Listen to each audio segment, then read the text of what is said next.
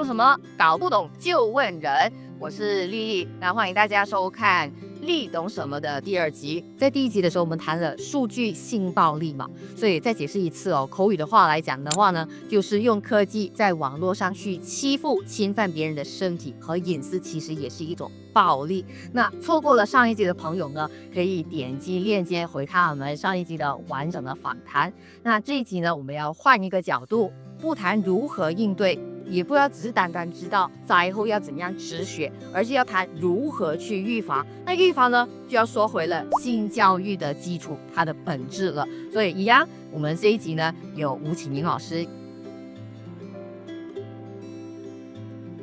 所以听到性教育的时候哦，一般上大家可能普通一点会觉得说很紧张啊，很尴尬，不懂要怎样讲呢？讲会不会越来越糟糕呢？讲他会不会就想要去做呢？如果是你比较像我一样，我们是比较主动的家长啊，小的时候就读下性教育绘本啊，然后看到启明老师的这个性教育工作坊的时候，也会很主动的去把孩子报名啊参加去啊，不管你是哪一类啦。那来到现在这种冲浪时代，孩子连着网络一起成长的这种年代你就面对现实了。他们会有这个网络的好奇啊，身体的探索，也会面对这些 AI 伪图网络霸凌。所以过去那一套性教育真的还够用吗？或许我们是不是时候开始思考说，是时候来一套进阶版，更加贴近现在的孩童的这个性教育了。必须得进步哦。我这样子讲说，这个时代它已经跟过去的时代完全不同。以前的时代，大家会把性教育 focus 在身体教育，但现在性教育它的范围，它已经不设定在只有身体，它涵盖着心理层面，还有社会层面。我们第1集谈的在社会层面的部分，就是过去可能会看到大家耳熟能详的那个社会事件的时候，都在提醒我们少了些什么。但是除身体层面的话，就大家很熟悉的，孩子长大的时候，妈妈是怎样生我的，我从哪里来的，然后我的身体发育的时候，然后我会有怎样不一样啊，然后我怎样才会跟爸爸跟妈妈一模一样的身体。你刚才讲的这一些了，我相信很多家长已经有这个喜觉，觉得说这些东西是必须要交代的。但是我觉得应该还是有一些父母是对这些这样基本的性教育都会觉得哪里有学就不懂要怎样讲的。比如说 OK 啦，我自己本身的经验啦，如果我的孩子，我现在自己想啦，他问我妈妈自慰是什么，我就会我真的不会回答。对，自慰这个课题的时候，我们一般会放在5年级或6年级，或者是初1、初2 ，depends on 那个时候那一群的孩子他的接受度多少。因为有很多的时候，我们会看同一个岁数，比如说11、12岁，5年级、6年级对自慰这件事情，有些人是完全不懂这。就是我不懂要怎么回答的时候，对，我可以很坦白，就不是很坦白，或者是我可以在那一刻跟他说，我也不知道哦，你可以，你等学校课本上有教的时候，你就会懂了。我可以这样回答吗？你可以这样子回答，但是我会更有另外一个方法来回答会更加好，就是说我现在不知道怎么去回答你，但是今天我会去做一下功课，或是有没有等一下我们一起来去研究一下，然后呢爸爸妈妈跟一起来学习什么叫自慰，因为爸爸妈妈可能从来没有学过怎么去跟你讲，所以这个东西我们等一下一起来练习，或是等一下一起找机会来看一看。我觉得很多家长是他有那一方面的知识，他也知道是什么回事，但是他不懂要怎么讲，他会觉得很尴尬。这个家长其实可以怎样克服？这个是首先你要知道一点，你不尴尬，尴尬的就是别人对吧？是不是？所以我说性教育必须越小开始越好，因为你越小的时候，孩子他这样看着你，他不会笑你那你从来没有跟他讲过的时候，他现在已经初1、初2，你跟他讲说，爸爸就不讲这些东西，妈妈就不讲这些东西，还会隔离呢，我不要听，他会这样子觉得。但是如果从小他都听惯的时候，你就不会觉得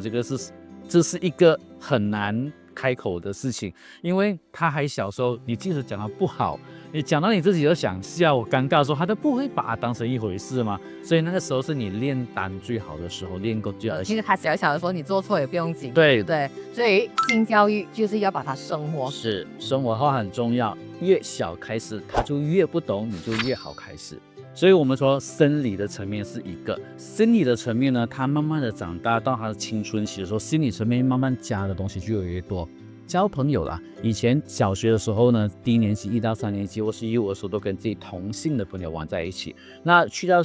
小学高年级，初中的时候呢，你就会看到他们开始跟异性想要玩在一起，但是不知道怎么做，所以他们就用很奇怪、很特别，他们自己的那种所谓的次文化去靠近对方。但是这个里面哦，往往就会忽略掉一个部分，就是我们没有界限，或者是我们会去伤害到别人。在这边打住一下，我要 rewind 你一下，因为对一些父母来讲，可能他想要知道比较清楚的阶段性，给我们来分一下哦。好，来。幼龄是怎样的？学前的，你去是幼儿园，我在这里很清楚。对，学前的时候不用太多的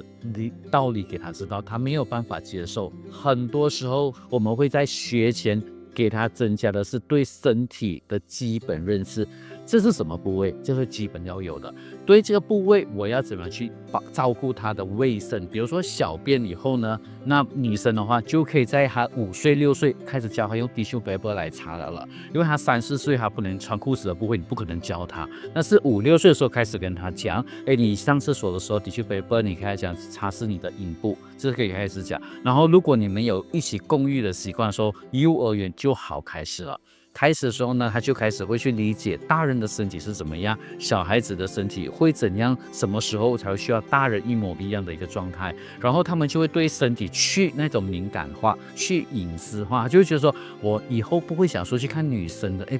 我是男生，女生身体上去偷看他，他就会觉得哦就是这样，妈妈的也看过了，爸爸的我也是女儿，爸爸的我也看过了，所以他就不会有这种问题。卫生名字，这个是一般，还有就是身体的自我的照顾，这个部分是很重要在幼儿阶段的。OK， 所以幼儿讲完了吗？对，就是那个在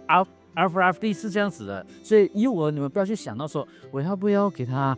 讲很多东西啊，不需要。绘本呢，用绘本来讲，绘本的方式就给他读绘本，自我照顾自己的身体啊。有一本绘本大家常用的，比如说讲那个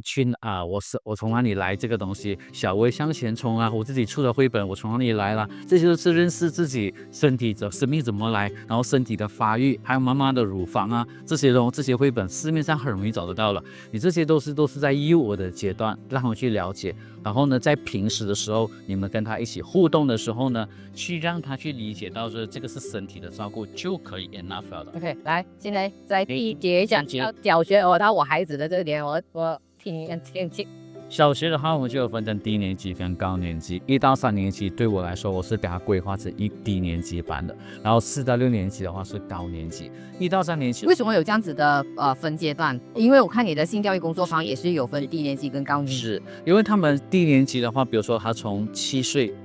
小学1年级的时候，他还是从幼儿上来的，他还是没有办法完全切割说现在我已经去了小学，所以我的学习，我的朋友的一个不一样。全部是完全要脱离幼儿的，它是一个循序渐进的过程，是一个 process 来的。而这个 process 有人快有人慢的哦，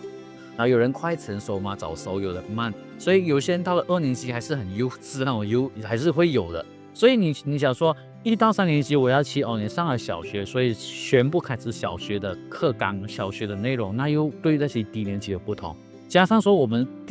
小学里面很重视看重的就是一个他的身体的发育，他身体一天一天、一个月一个月、一年年越来很快的不同，因为是我们这辈子里面最大变化的在从小学开始的嘛。那这个不同的时候，1年级跟6年级是完全不一样的哦。6年级可能来月经，1年级可能听月经都没有听过是什么东西。不一定6年级，现在我有听到训早熟，对，3年级都来月经的都有。对，所以这个性教育要怎么搞？所以我们就会 roughly 切割，然后就是切1到3年级的时候会切，但是1到3年级会给个概念，以刚才的那个月经的来讲身体发育，今年女生发育的时候青春期就会来月经，有一些的到初1、初2才来，有些5、6年级来，但早熟的话3、4年级可能就来，但是不是说我现在4年级才开始跟他讲月经。1到3年级的时候，我也会跟他讲月经这件事情，但是我不会去到那么的细节。为什么会有月经这回事情，我不需要讲。我只要跟他说，女生呢，她就会有月经来，因为你们在小时候听到，或是幼儿园的时候听过，今天爸爸身上有精子，妈妈身上有卵子。这个卵子的神没有用到的时候，它就会死掉了。没有死掉过后呢，它就会来月经了，妈妈就每个月来一月经，因为妈妈的卵子一个月只是生一个罢了哦。你开始讲说，他就懂了，然后你不用跟他讲说哦，因为你的子宫内膜脱落，然后几天，不需要讲这些，因为这个对幼儿来讲，他就或者是小学来讲，他就觉得说老师你讲得很闷呢。你不懂怎样讲的话，不用紧，你刚才把启明老师的那一段话 replay 给他听就对，可以重复的播放给他看啊。所以就是我们说低年级的时候，我们要讲的就跟高年级的有不同，你可以 touch 到，但是我们就不讲细节。然后呢，低年级的部分呢，也是讲自我保护。那自我保护这一块的话，我不觉得说低年级跟高年级会有太大的差别，因为他本来保护这个身体，保护不被他人侵犯，或是我不去侵犯他人，是从1年级到6年级，我们今天交朋友开始广阔的时候呢，我们都要学习的。他没有办法讲说1到3年级就不用管，4年级才开始要上色。但是在小学的时候，就好像现在我知道我的孩子他已经在网上跟朋友认识的，甚至有一些不认识的一起玩网上的这个游戏。对，那这一个有没有也纳入在性教育的？我肯定学校的课本是没有。是，如果在网络交朋友跟网络打游戏是两回事哦。你刚才讲，如果网络成瘾，那就不是属于性教育的，因为网络成瘾这个东西就回到来说我们的一个生活习惯、学习习惯。但是如果是讲网络上你去认识朋友，你从社交媒体里面去按人家的 like， 然后去 add 人家 friend， 或者是说今天有人邀约你一 group 的打 game 的 gamer 要出去聚餐，这一种的部分都是属于性教育的范畴了。那我自己本身我会问，你在你的 game 那边认识的朋友，你有跟他聊天的吗？他会跟我讲，他讲说有啊，就聊 game 的东西了。所以这样子的话就算是 safe。安全 ，OK。如果你要继续的话，你可能很多父母亲就会想说，哦 ，safe 聊 game 的东西罢了。好，这样你可以问他，如果你的朋友跟你多聊一点，聊你个人的私理，给他假设性的问题，就跟他说，你今天不会去问人家隐私，不表示人家不会来问你哦。可能人家跟你很熟的时候，你住哪里哦？你的家里有几个人哦？你是有一个弟弟啊，有个哥哥啊？这样你们平时的时候会去哪里玩？他可能会这种方式打听你，或者是今天你是一个女生或是一个男生，对方是异性，开始不断的关心你。小学开始会想要恋爱吗？对不对？开始会关心你，会慰问你，那你开始会觉得这个人很好，一直关心我，然后胜过爸爸妈妈不会关心我。那么这样的情况底下的话呢，怎么办？就是我们开始要去假设性这种问题，也就是说我的孩子不会去牵涉去侵犯别人，不表示别人不会来侵犯我的孩子，因为你这个交友的方式是广阔的，你今天不是只有唯一这个朋友啊，你今天这个朋友你交的他是一个很正向的，但是明天交的呢，他可能开始会问这些问题的时候一样打 game 我可以跟他讲，那你就可能掉入别人的圈套。所以加上第一集我讲的，我们用很多的社会事件去跟他去分析。你看他们有一个昨天有听到一个新闻吗？跟朋友 gamer 出去约会，然后就被人家下手了，或者是今天被骗钱了这些的情况底下，我们都可以用这种方式去跟他去探讨这样子的话题，增加他的警惕性。所以这个又回到去你跟你孩子的亲子关系到底有没有搞好，那个沟通的桥梁到底是不是通畅无阻就很重要了，尤其是来到中学阶段的时候。是，做中学阶段你已经不能够乖乖你去给我听这个性教育的讲座，他就乖乖跟你去总要听这个，对不对？所以中学的话要怎么教？从教的东西又包括些什么东西，跟小学又有什么不一样？小学低年级过后高年级开始，我们的心理层面的部分要增加多一点点。我刚才说嘛，越前面的时候是生活习惯啊、身体的认识啊，然后到了高年级越来越大的时候呢，你就心理层面跟社会层面进来的要多一点。心理层面包含什么？交朋友，今天我们讲说，我们开始会有想要去恋爱的议题，对不对？其实两性关系之间怎样去维持身体的界限，然后呢，开始就尊重这个部分，还有性别的议题要进来，然后开始呢就会谈到的一个部分，还就是说，如果我今天对对方有好感，喜欢他，我该怎么去做？这个是很多中学是可能不会去 touching， 或者是小学可能都不想去 touching， 但是很吊诡一点就是很多的小学老师都会反映，现在孩子很小，4、5、6年级就开始在谈恋爱，躲在学校里面谈恋爱。那当然这个恋爱的部分的话，就会敲响那个警钟。而且对这些老师跟你反映这些问题的老师来说，小学生谈恋爱，他们是怎样划定说他们在谈恋爱？就是他们因为他们在牵校园手了，会开始有亲密动作了，会牵手了，然后甚至还亲吻被抓到的了啊。但是就回到来讲说，如果学校老师要我去讲这个课题的时候，我就会问一个这个个案的 case 哦，在你们学校多哦，如果以10个来讲一个比例啦哈，大概它占了多少个？如果是1个2个的话，我会觉得不需要特地去因为1个2个去跟大家讲，因为大家的发展不同。然后如果你要中学，那我就觉得必须得讲恋爱的课题。小学的话就按那涉及的学生叫来辅导处这样。是因为小学的时候，我们的那个身体的发育还是没有定向的，然后大家还在摸索的阶段，所以如果是那些特别早熟又有恋爱的议题或身体界限不清楚，然后就开始去触我们的底线哦，校规啊，或者是家长会有接受不能接受的一些的行为的话，那我们针对他们来处理，不需要讲说我在召集全校的人来讲说我们不可以恋爱，然后什么，然后你们跟女生要怎样的互动，跟男生要怎样的距离，我觉得不是这样子的。但身体界限这个东西，到了中学，我的感觉是应该要搞懂了啦，必须得。但是好像譬如说在宽中的事件上，我们有看到受害者说，诶，这个老师摸摸我的头，打打我的肩，他可能当下觉得说，诶，这么好像不太舒服，还是就有点奇怪。但是这个老师平时对你很好啊，对，然后其他你的身边的同学都会跟你讲说啊，他是这样子的啦，然后他也没有反抗，他就让这个这样子的行为，这样子的相处的模式一直持续下去。难道我不相信这个女生会没有那个界限感？但是为什么当下她会允许这样的事情发生？这就是我们要教孩子的。如果今天我的关系是好的时候，我们也要知道哪些的行为是不被允许的，不是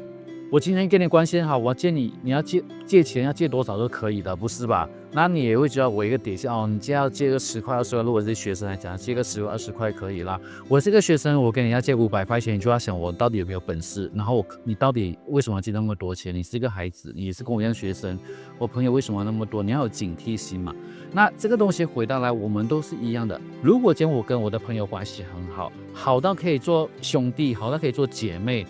做闺蜜的时候，是不是表示他对我的身体做任何的行为，我都必须得接受？他讲什么话，我都必须得认同，或者是觉得这不成问题？这不叫做朋友。朋友是绝对，我如果不舒服，我也可以告诉你说我不喜欢这样子讲，因为你是朋友，所以你会知道哦，我要尊重你哦，你讲不喜欢我就不要这样子做，这才叫真正的友情，而不是我忽略了我自己，没有了自己，完全以你为重，你伤害我的身体就可以。所以这就是为什么说性侵这个事情哦，基本上很多时候是发生在熟悉的人。这个会不会也牵涉到一个词哦？我常常会在这一类案件上面接触到一个英文词，叫做 sexual grooming。算是咯。因为我们说今天加害者他必须要有很多的条件，越多条件的人他就越可以做到这个加害者。我常常会在营队里面或者是在课程里面增加一个